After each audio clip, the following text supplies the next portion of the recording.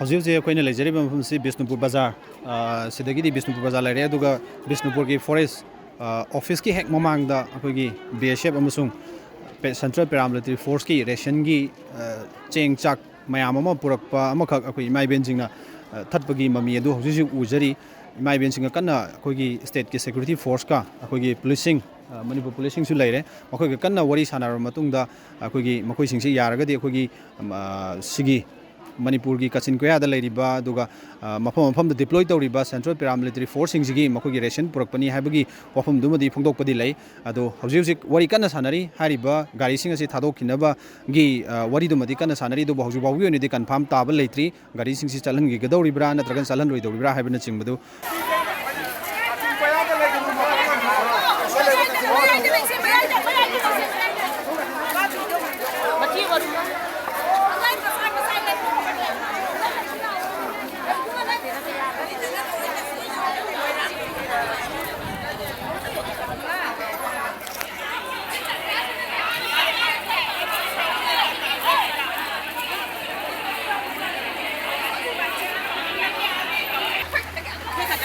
Kadang ya tak tahu apa, kita tahu sudah nanti apa.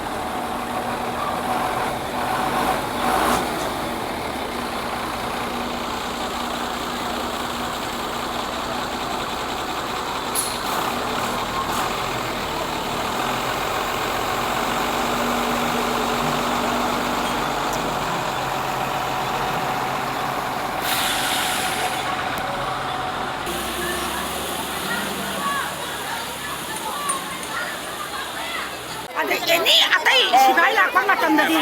Apa yang mata kapal ru sektor apa? Mari kau cek ambulans ali cek kali sektor kau ni dulu. Kau anak ya deh, kau anak apa? Sari ambulans sini ko. Kau ni hai ber, kau ni itu opali kari hai kamera. Lalu ambulans sektor hari ni aku ipiro lo kau sama ni. Aduh dia awal apa Aku kari no maram sih bo. Aduh dia kau dia awal apa? Aku sama ni ni ambulans sektor hari ni. Sini apa hai sih? Aku tu macam ni, aku dah hanya berapa dia uciki kari kaku tu. Kau roh hai dah me. Saya nak hai dia berapa dia. Aku ni ni ni sekarang nak aku isongan ngai tu nak thadi bermaram je. Aku nak hai benar ni, mana sana aku punya puak macam helikopter na. Mana dah, mana sana aku punya. Kaya lang tu tu nak kau kata kali malam ni ambulans ali tu sektor dia. Aduh maram saya aku BSF thasan keren ngasai ko. Jadi SSB thasan keren. Aduh aku ni hancan cuma aku kari sektor kisi ada BSF tu sektor tu nak kumjare. Jadi SSB tu sektor tu hai betul betul sahaja maya mami jauh reh ko.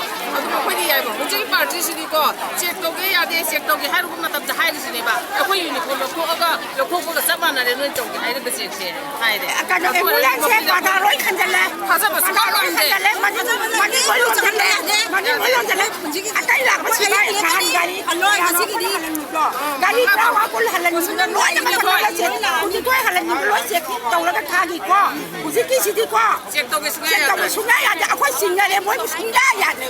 ꯑꯇꯩ ꯃꯃꯥꯡꯗ ꯏꯃꯥ ꯍꯣꯏꯅ ꯊꯠꯄ ꯃꯇꯝꯗ ꯊꯥꯗꯣꯛꯏꯁꯤꯡꯁꯤꯗꯤ ꯆꯥꯅ ꯊꯛꯅꯕ ꯀꯩꯗꯧꯅꯕ ꯄꯨꯕꯁꯤꯡꯗꯨꯗꯤ ꯑꯗꯨꯝ ꯊꯥꯗꯣꯛꯑꯦ ꯍꯥꯏꯕꯅꯦꯕ check ꯇꯧꯒꯦ ꯌꯥꯗꯕꯗꯨꯅ ꯃꯔꯝ ꯑꯣꯏꯔꯒ ꯊꯥꯗꯣꯛꯄ ꯍꯥꯏꯕꯁꯦ ꯑꯌꯥꯝꯕꯅ ꯑꯩꯈꯣꯏ ꯊꯥꯗꯣꯛꯇꯦ ꯑꯌꯥꯝꯕꯅ ꯊꯥꯗꯣꯛꯇꯦ ꯍꯥꯏꯕꯗꯤ ꯃꯣꯏꯁꯦ ꯑꯩꯈꯣꯏꯅ ꯀꯩꯅꯣ ꯃꯔꯛꯇꯨꯗ ꯈꯨꯠꯂꯥꯏ ꯅꯨꯡꯂꯥꯏ ꯍꯥꯞꯆꯤꯜꯂ ꯄꯨꯔꯝꯒꯗ꯭ꯔꯥ ꯑꯃ ꯇꯧꯔꯝꯒꯗ꯭ꯔꯥ ꯑꯩꯈꯣꯏ ꯁꯨꯡꯊꯥ ꯊꯥꯗꯣꯛꯑꯣꯏ ꯑꯩꯈꯣꯏꯅ